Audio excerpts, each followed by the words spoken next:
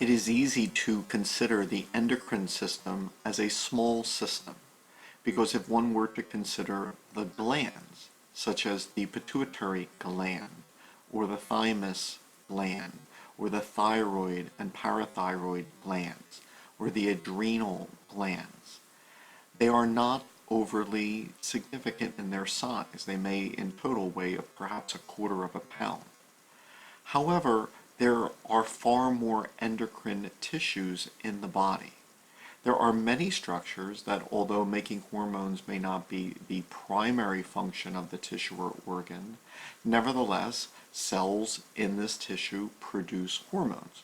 So, for example, the heart is not a gland, but some heart cells make hormones.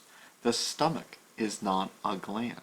The small intestine is not a gland, but these regions of the digestive tract produce hormones. Adipose is not a gland, but there are very important hormones produced in adipose, etc. And so just as one's car is not primarily used to produce music, nevertheless that is a function. The car can play music.